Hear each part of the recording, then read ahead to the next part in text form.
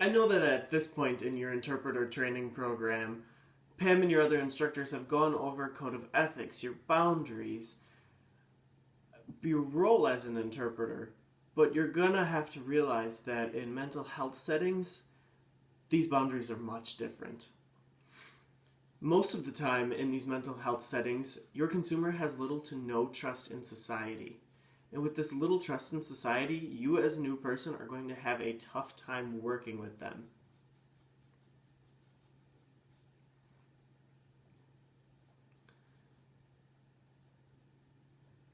Now, what I see often is interpreters or even a CDI will walk into these mental health settings and right away there's no trust. The consumer has no trust in the interpreter because they're a new person, and that consumer still has no trust in society. And in order to have good communication, interpreters must develop a rapport. I mean, without rapport, how are you going to facilitate communication? And that's your job as an interpreter. In order to alleviate some of these struggles with the lack of trust in society and interpreters, it's okay as interpreters to find a common ground.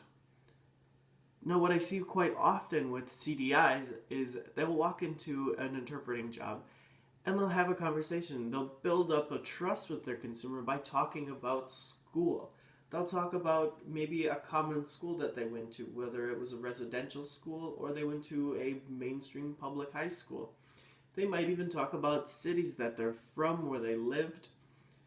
None of this information is really hurting the setting of mental health.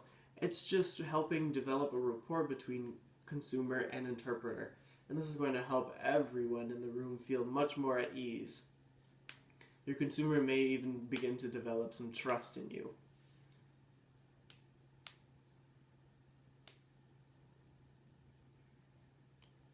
Now, oftentimes what I see interpreters do is get into a setting, give their name, show their ID, ask about language preferences, and that feels very cold to the deaf person. You have to remember in these settings that a person in mental health may have just been questioned by the police, may have just been questioned by a family member, may just have gone through questioning with psychologists, and without realizing it, you just traumatized that person because you're reliving every hell that they've gone through so far to get here. As an interpreter, it is important to give your name out, but go ahead and have a conversation about the day. So you can talk about the weather, or you can talk about your experiences with the day. Just have a conversation. That's going to benefit you so much. And by having that little conversation, you can identify their language preferences. And you can do that without asking your consumer. Just by having these little conversations, you can identify so many more things other than just questioning. You have options. Are we good with that?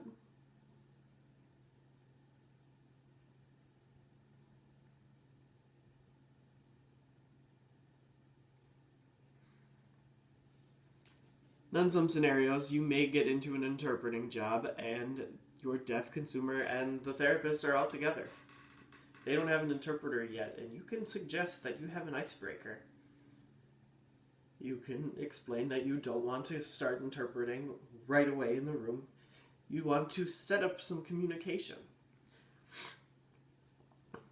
And I encourage interpreters to always take a few minutes to build that rapport with their consumer. And it's up to you. You can SimCom, you can try to consultative interpret. It's up to you. Figure out what works for you. And explain to the psychologist what you're doing. And explain to the psychologist what you're seeing as well, because that might help you both identify a language disfluency, even minimal language in that consumer.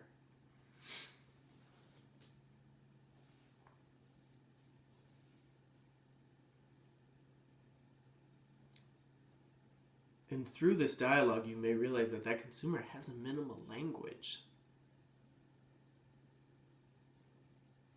And if someone has a minimal language, it might be a best option to implement the use of a CDI.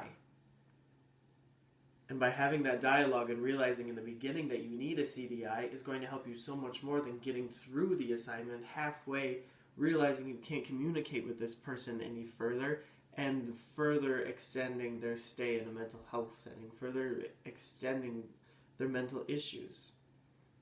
Just because you didn't do your job and you didn't have that identifiable conversation about their language.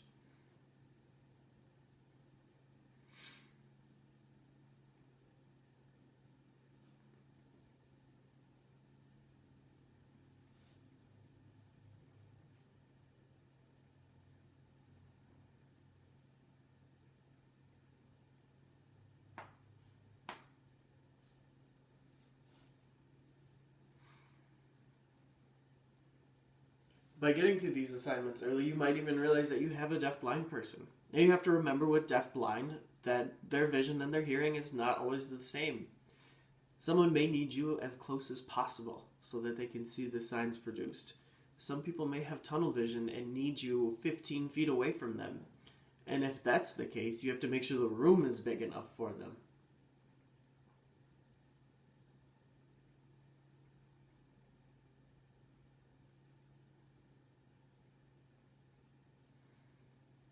And it's important to have this communication flow and establish the communication before the actual interpreting process.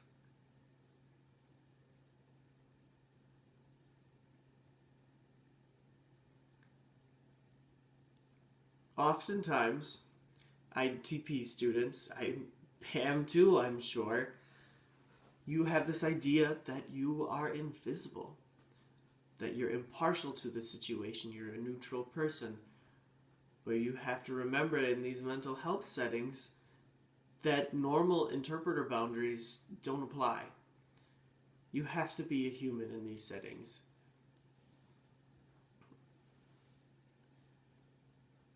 And I say this because you're not always interpreting exactly for what somebody's saying, because they might be experiencing psychosis, they might be schizophrenic, they could have such a minimal language that you can't quite grasp what they're saying.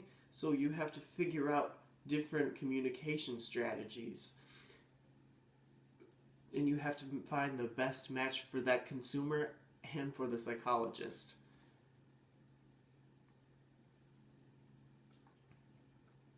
And the doctors will see you working with the client and they'll see this process going on. They might even begin to build more trust with you and in your work, because together you guys are identifying issues with mental health in your consumer.